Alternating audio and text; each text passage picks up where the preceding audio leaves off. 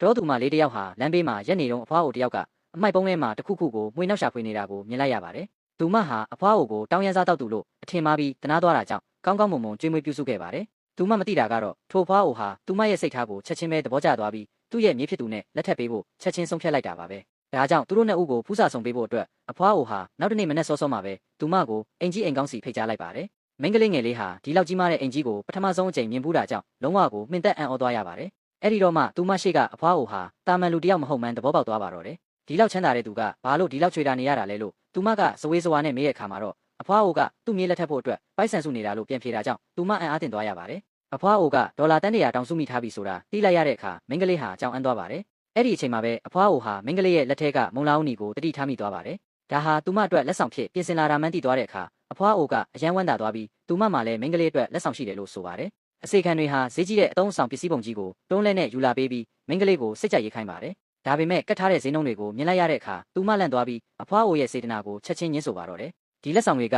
ရန်စေးကြီးလုံးတာကြောင့်ရိုးရိုးရှင်းရှင်းလေးဆိုရင်ပဲလုံလောက်ပါပြီလို့သူမကပွင့်ပွင့်လင်းလင်းပြောလိုက်ပါတယ်။ဒါကိုကြားတော့အဖွားအိုကသူ့မြေးနဲ့မိတ်ဆက်ပေးဖို့ဆိုတင်းလုပ်ပါတော့တယ်။မိန်းကလေးကဘာမှပြန်မပြောတဲ့အခါတခုခုကိုမရွေးရင်သူ့ကိုအထင်သေးတာလို့အဖွားအိုကဖိအားပေးတာကြောင့်စိတ်မကောင်းမဖြစ်စေဖို့အတွက်မိန်းကလေးဟာအပေါ်ဆုံးလက်ဆောင်ကိုပဲရွေးဖို့ဆုံးဖြတ်လိုက်ပါတယ်။ဒါကြောင့်သူမဟာရိုးရိုးရှင်းရှင်းပုံစံရှိတဲ့လက်စွပ်တကွင်းကိုပဲကောက်ယူပြီးဝတ်ဆင်လိုက်ပါတယ်။ဒါပေမဲ့သူမမသိတာကတော့အဲ့ဒီလက်စွပ်ဟာကုမ္ပဏီဥက္ကဋ္ဌရဲ့အနာဂတ်ဇနီးလောင်းအတွက်သတ်မှတ်ထားတဲ့လက်စွပ်ဖြစ်နေတာပါပဲ။မိန်းကလေးကလက်စွပ်ကိုလက်ခံလိုက်တာမြင်တော့အဖွားအိုဟာအတိုင်းမသိဝမ်းသာသွားပါတယ်။ဒါပေမဲ့သူမရဲ့မြေးဖြစ်သူဟာလွန်ခဲ့တဲ့တရက်ကတင်ဒီမိန်းကလေးနဲ့မတော်တဆလက်ထက်စာချုပ်ချုပ်ဆိုခဲ့ပြီးသားဆိုတာကိုတော့အဖွားအိုမသိသေးပါဘူး။တကယ်တော့ဒီမိန်းကလေးဟာ CEO ကိုသူမရဲ့ဗလိုင်းဒိတ်လောက်ရမဲ့လူလို့အထင်မှားပြီးတွေ့ချင်းပဲလက်ထက်လိုက်ကြတာပါ။သူငယ်ချင်းစီကဖုန်းလာတော့မှလူမသွားမှန်သူမတိလိုက်ရတာဖြစ်ပေမဲ့ CEO ကတော့သူမကိုတွေ့ချင်းချစ်မိသွားခဲ့ပါတယ်။ဒါကြောင့်သူ့ရဲ့လက်ထောက်ကိုအဖွားဖြစ်သူစီလက်ထက်လိုက်တဲ့အကြောင်းအတိပေးခိုင်းလိုက်ပါတယ်။တိုက်ဆိုင်တာကတော့နောက်တစ်နေ့မှာမိန်းကလေးဟာ CEO ရဲ့ကုမ္ပဏီကိုအလုပ်အင်တာဗျူးလာဖြေတာပါပဲ။သူမရဲ့မမျှော်လင့်ထားတဲ့ခင်ပွန်းဟာ CEO ဖြစ်နေမှန်းသိလိုက်ရတဲ့အခါသူမမင်သက်သွားရပါတယ်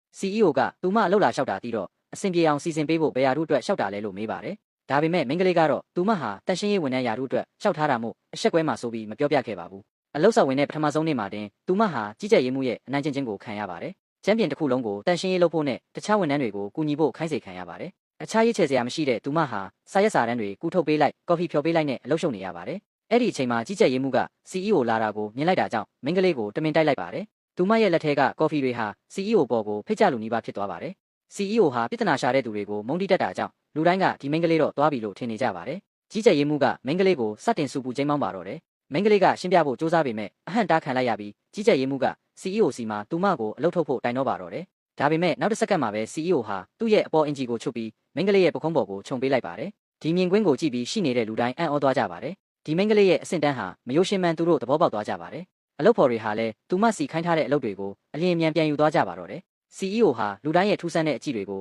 ိုဂရုမစိုက်ပဲသူမကိုရုံးခန်းထဲခေါ်သွားပါတယ်။မိန်းကလေးအနိုင်ကျင့်ခံရတာတည်သွားတဲ့အခါသူစိတ်မကောင်းဖြစ်ရတာကြောင့်သူမကိုသူ့ရဲ့ကိုယ်ပိုင်တန်ရှင်းရေးဝန်ထမ်းအဖြစ်ခန့်အပ်လိုက်ပါတယ်။ဒီသတင်းဟာအဖွားဖြစ်သူစီကိုမကြခင်မှာပဲရောက်သွားပါတယ်။ဒါပေမဲ့အမှန်တရားကိုမသိတဲ့အဖွားကမိန်းကလေးဟာမောက်မာပြီးပစ္စည်းမဲ့တဲ့သူလို့ထင်သွားပါတယ်။ဒါကြောင့် CEO ကိုသူရွေးထားပေးတဲ့မိန်းကလေးနဲ့လက်ထပ်ဖို့ပြောပါတယ်။ CEO ကတော့သူ့မှာလက်ထပ်ပြီးသားဇနီးရှိရလို့ဆိုပြီးညှင်းဆိုလိုက်ပါတယ်။သူတို့နှစ်ဦးဟာတူးတဲ့သောမိန်းကလေးအကြောင်းပြောနေကြတာမှန်းသူတို့ကိုယ်တိုင်မသိကြသေးပါဘူး။အဖွားကတော့မွေးနေ့ပွဲကိုလာခဲ့ဖို့နဲ့သူရွေးထားတဲ့မိန်းကလေးနဲ့တွေ့ဖို့စိုးတင်းပြောပေမဲ့ CEO ကပြက်ပြက်သားသားညှင်းဆိုပြီးအိမ်ကထွက်သွားပါတယ်။သူမသိတာကတော့မိန်းကလေးဟာအဖွားရဲ့ဖိတ်ကြားချက်ကိုလက်ခံရရှိထားပြီးအိမ်ရှိကိုရောက်နေပြီဆိုတာပါပဲ။သူမဟာအဖွားအတွက်ဒေါ်လာ10တန်ရှော့ဈေးနဲ့ဝယ်လာတဲ့မုံလာဦးနီလက်ဆောင်ကိုယူလာခဲ့ပါတယ်။မထင်မှတ်ပဲသူမပြန်ရလိုက်တာကတော့တန်းနဲ့ချီတန်မိုးရှိတဲ့လက်ဆောင်တွေပါ။ဒါပေမဲ့ဘာမှမသိတဲ့မိန်းကလေးကတော့သူမဝတ်ထားတဲ့လက်စွပ်ဟာတန်မိုးမရှိဘူးလို့ပဲထင်နေုံပါပဲ။နောက်တစ်နေ့အလုံးမှာကြီးကြပ်ရေးမှုရဲ့လက်ကလက်စွပ်ကိုမတော်တဆမြင်လိုက်ရတဲ့ခါမှဒါဟာ CEO ရဲ့ဇနီးလောင်းအတွက်တီးတန့်လက်စွပ်မှန်သူမသိသွားပါတယ်။သူမရဲ့လက်စွပ်နဲ့အရန်တူနေတာကြောင့်သူမဟာသူမရဲ့လက်စွပ်ကိုထုတ်ကြည့်လိုက်ပါတယ်။အနာကဝန်ထမ်းတစ်ယောက်ကသူမရဲ့လက်စွပ်ပေါ်ကထွင်းထူထားတဲ့စာလုံးတွေကိုမြင်တော့ဒါဟာအစ်စ်ဖြစ်ကြောင်းအတည်ပြုပေးလိုက်ပါတယ်။ဒါပေမဲ့တခြားဝန်ထမ်းတစ်ယောက်ကတော့ဒါကိုမယုံပါဘူး။ CEO ဇနီးရဲ့လက်စွပ်ဟ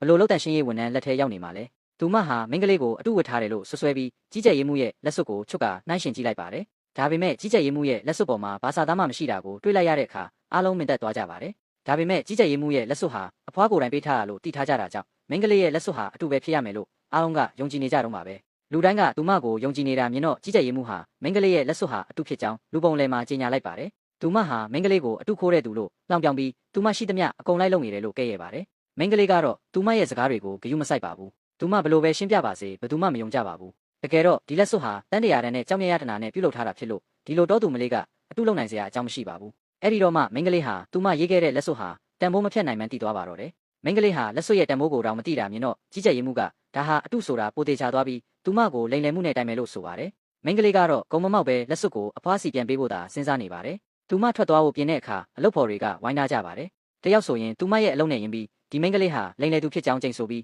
CEO ကိုအလုပ်ထုတ်ခိုင်းပါတယ်ဒါပေမဲ့ CEO ပြန်ပြောလိုက်တဲ့စကားတခွန်းကြောင့်ရှိသမျှလူတိုင်းအံ့ဩတုန်လှုပ်သွားကြပါတော့ရဲ့ဗျာ